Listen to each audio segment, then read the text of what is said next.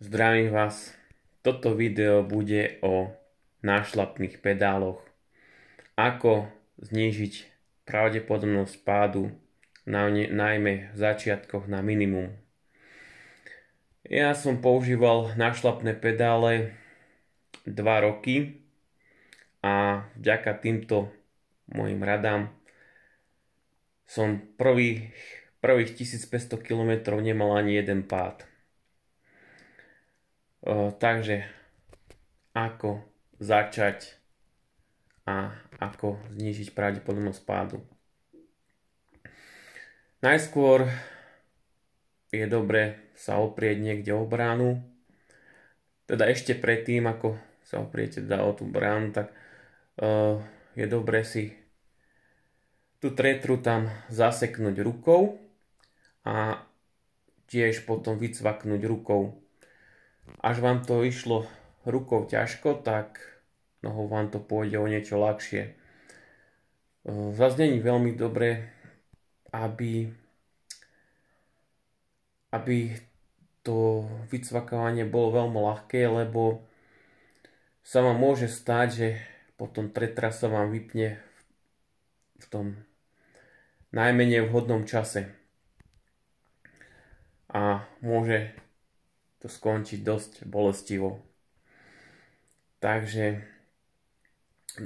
nastavte si ten mechanizmus vypínania na takú strednú silu, nie veľmi zase ťažko, aby sa to vypínalo, ale ani ľahko.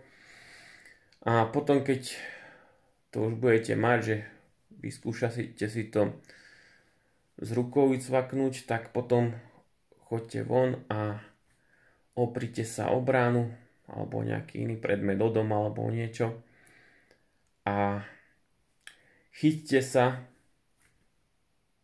niečoho a zacvaknite si tretry a pedálujte dozadu. A potom, keď sa budete potom ich vycvaknite, znova zacvaknite a takto si to skúšajte nejaké 2-3 dní. A potom už, keď už budete mať v tom istotu, tak choďte najskôr na nejaký cyklistický chodník. Až v okolí nič také nemáte, tak choďte niekde tam, kde je nízka frekvencia aut. Najlepšie, keď tam nebudú žiadne križovatky a kde by prípadný pád bol najmenej nebezpečný. No a takže potom neskôršie môžete už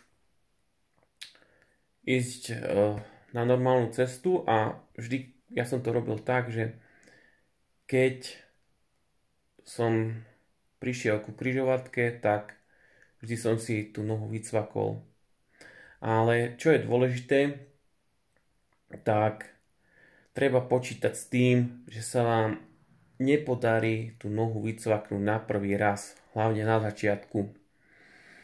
Takže je dôležité, aby ste mali dostatočnú rýchlosť na bicykli, minimálne 10 km za hodinu, aby ste po prípadnom neúspešnom vycvaknutí nestratili rovnováhu. A ďalšia dôležitá vec je, aby ste nevycvakávali nohu tesne pred križovatkou, lebo v takom prípade sa vám môže stáť, že tú nohu sa vám nepodarí odopnúť a vyvalíte sa potom na zem.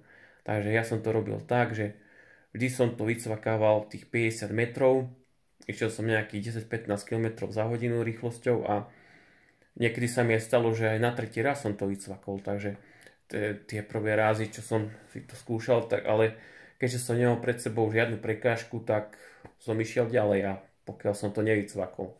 Takže je dôležité mať dostatočnú rýchlosť a aby nebola pred nami žiadna prekážka, najmä zo začiatku. Potom po tých 1500 km, čo som mal prvý pád, tak vtedy som si aj zlomil kľúčnú kosť, tak to bolo preto, lebo som to porušil. Jednoducho už som si akože myslel, že už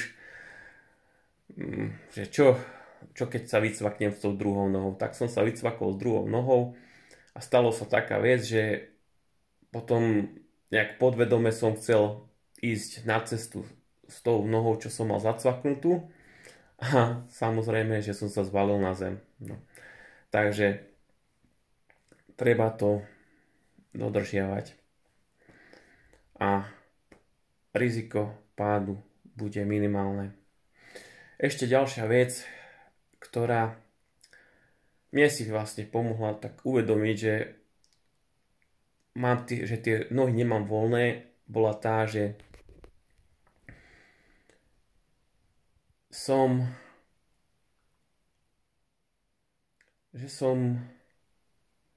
si keď som pedáloval, ja mám vycvakávací mechanizmus do strany, tak keď som pedáloval, tak som tie nohy ako keby tak chcel zdvihnúť. Samozrejme, že boli zacvaknuté, tak sa mi to nedalo, ale ako keby som ich chcel zdvihnúť a tým pádom sa mi to tak zafixovalo do mozgu, že do hlavy, že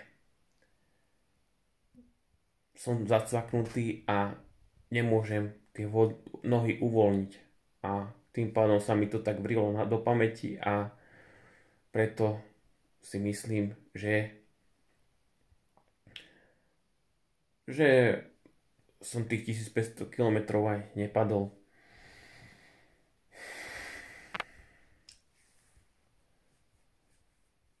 Takže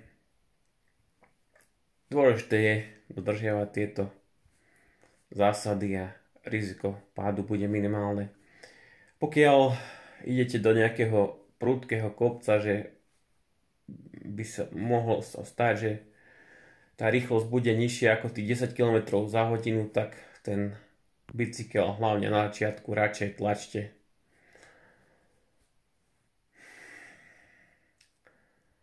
A ešte ďalšia vec. Dobré je, keď tú nohu, ktorú vycvakávate ako prvú, keď je pedál hore, aby ste potom nepretočili ten pedál akože na tej druhej strane a nejako si nebuchli nohu. Toto je z dnešného videa všetko. Čaute.